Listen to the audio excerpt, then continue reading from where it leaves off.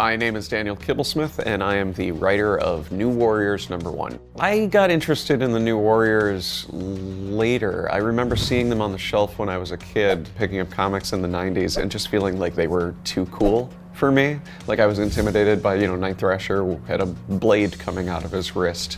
Nova was really buff. They were all the edgy characters for the 90s, as the cover said. New Warriors, I thought, were really interesting characters because they occupy this really cool space. They're forever young, but they've now been around for 30 years. My editors on the previous books I'd done, like Loki and Black Panther vs. Deadpool, asked if I would be interested in doing a New Warriors tie-in that actually poses them as the authority figures in this conflict instead of the rebels, and I really liked the tension of that.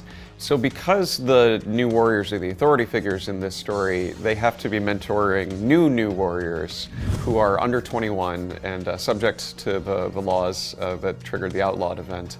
This new law is making it illegal to be a vigilante under the age of 21. The artist on New Warriors #1 is Luciano Vecchio. He designed all of the New Warriors and gave them costumes that felt as modern as the New Warriors costumes to sort of feel classic and instantly familiar. So the first character that we're introduced to is Trailblazer. She's a group home and foster kid who is volunteering at a senior center when this mysterious threat shows up and Night Thrasher runs to the rescue. And because she helps him, she ends up in the crosshairs of this new outlawed law. And she inherited from her grandfather a magic backpack of divine origin. We picked the name Trailblazer because she's somebody who charges into action. She knows that she can do some good with this, mysterious gift that she's been given. Screen time is an internet kid taken to its sort of logical conclusion. As a youth, he was exposed to his grandfather's experimental internet gas, and that has patched him permanently into the World Wide Web. The word screen time is only ever used in a sort of restrictive sense.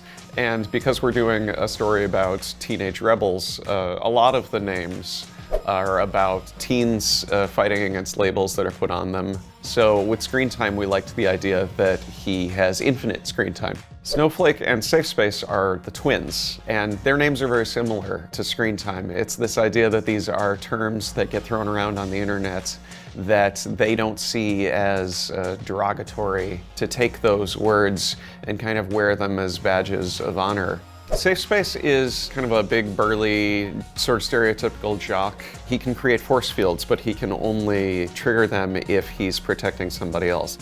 Snowflake is non-binary and goes by they, them. Snowflake has the power to generate individual crystallized snowflake-shaped shurikens. The connotations of the word snowflake in our culture right now are something fragile.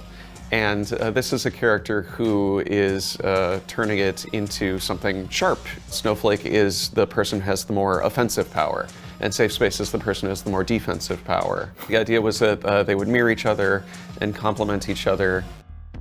E Negative is the goth kid. When he was a baby, he got a rogue life-saving blood transfusion, we assume from Michael Morbius, and now he has a very similar look and very similar vampire powers.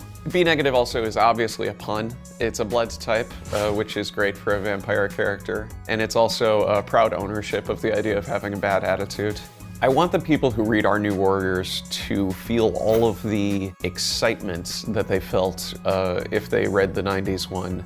We want it to have big, colorful characters, personality clashes, romance, a diverse cast, which is something that the New Warriors titles have always strived to make a priority. Every New Warriors comic has always felt like a reflection of the year that it came out. And I don't think we're worried about being dated. I think we're way more interested about it being now.